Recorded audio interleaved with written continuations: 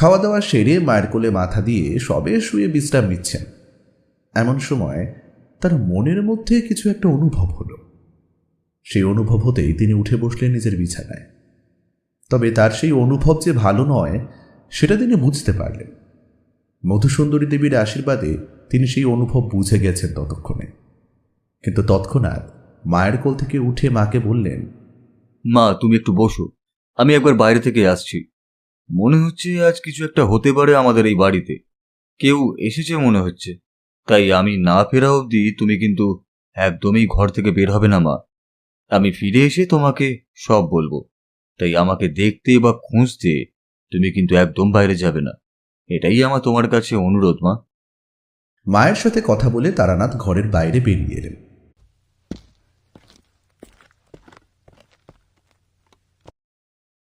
বাড়ির সামনের ওই ঘন অন্ধকারে দাঁড়িয়ে তিনি সেরকম কিছু উপলব্ধি করতে পারলেন না। তারপর আরও একটু এগিয়ে বাড়ির পেছনের দিকটাতে যেতে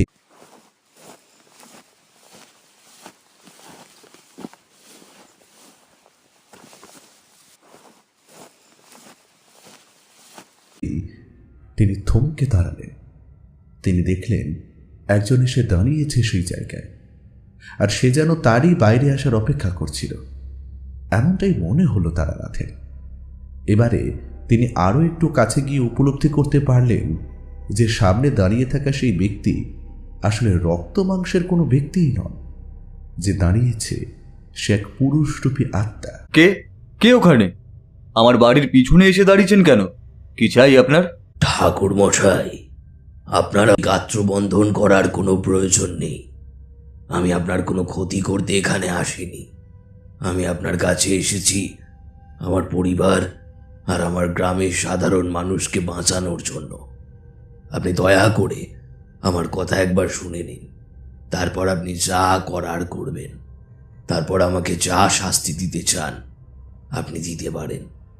সে শাস্তি আমি মাথা পেতে নেব, কিন্তু তার আগে একটিবার আমার কথা দয়া করে শুনে নিন ঠাকুরমশাই। আচ্ছা বেশ, আমি আমার বন্ধন ক্রিয়া থামালাম। এবার আপনি আমার কাছে কি চান বা কি করতে এখানে এসেছেন সেটা খুলে বলুন। আর এই অশরীরে আমার কাছে আসার কারণই বা কি হতে পারে সেটাও কিন্তু আমি জানতে চাই। আগে ঠাকুরমশাই, আমি এসেছি সেই বর্ধমান জেলার হাটশিমুল গ্রামের থেকে। গতকাল আমার দেহের মৃত্যু হয়েছে সেখানে মাছ ধরতে গিয়ে। আমার গ্রামের মানুষের রুজি রোজগার বলতে দামোদর নদে মাছ ধরা, আর সেই মাছ শহরের হাটে নিয়ে গিয়ে বিক্রি করে কোনো রকমে পেট চালানো। গত কয়েক মাস ধরে এক প্রেতের উৎপাত হয়েছে সেই শ্মশানের কাছে আর দামোদর নদের কাছে। যারাই মাছ ধরতে গিয়ে সেই জায়গায় পৌঁছয় তারাই সেই প্রেতের খপ্পরে পড়ে অকালে নিজেদের জীবন উৎসর্গ করে আসে। এই নিয়ে আমাদের ও পাশের গ্রামে বেশ অনেকজন নিখোঁজ হয়েছে, আর আমিও তাদের মতোই একজন ব্যক্তি। আর এই রক্ত মাংসর দেহ ছেড়ে আপনার কাছে এসেছি সাহায্য চাইতে, আমার পরিবার আর বাকি গ্রামের লোকেদের জন্য। আমি বেঁচে থাকতে আপনার নাম শুনেছিলাম, কিন্তু আমার ভাগ্য আপনার কাছে আসার আগেই আমি শেষ হয়ে যাই। তাই আমার ভরসা আপনি ঠাকুরমশাই। আপনি একবার সেখানে গিয়ে সেই প্রেতকে শায়েস্তা করুন, না হলে যে আমাদের আর আমাদের পাশের গ্রামের একটা মানুষও বাঁচবে না ঠাকুরমশাই। আমার মানে এই দেহহীন আত্মার কথা একবার শুনুন আপনি ঠাকুরমশাই। এতদিন তো অনেক রক্ত মাংসের মানুষের কথা ভেবে আপনি তাদের উদ্ধার করেছেন। এবার নয় আমার মতো এক আত্মার কথা শুনে নিয়ে ওই নিরীহ গ্রামের মানুষদের সাহায্য করুন। ওই প্রেতের হাত থেকে ওই গ্রামের মানুষদের আপনি রক্ষা করুন ঠাকুরমশাই। একবার চলুন সেই হাটশিমুল গ্রামে। আমি জানি আপনি ছাড়া এই কাজ অন্য কেউ করতে পারবে না, তাই এই অশরীরেও আপনার কাছে আসা। আমাকে আত্মা ভেবে দয়া করে ফিরিয়ে দেবেন না ঠাকুরমশাই। আচ্ছা, আপনারা কোনোভাবে চেষ্টা করেননি সেই প্রেতের সাথে লড়াই করতে, তাকে সেখান থেকে তাড়িয়ে দিতে বা শায়েস্তা করতে? সে আর বলতে ঠাকুরমশাই, আমরা গ্রামের লোকেরা অনেক তান্ত্রিক বৈদ্যকে দিয়ে সে চেষ্টা করেছিলাম, কিন্তু সে যে তাদের সবার থেকে অনেক বেশি শক্তিশালী। তাই প্রেতের কাছে ওই তান্ত্রিক বৈদ্য সকলের শক্তি পরাস্ত হয়েছিল, আর তারাও মারা পড়েছিল সেই প্রেতের হাতে। আমিও আমার মতো আত্মারা মিলে তার শক্তির কাছে কিছুই করতে পারছি না, আর তাই তো আপনার কাছে আসা।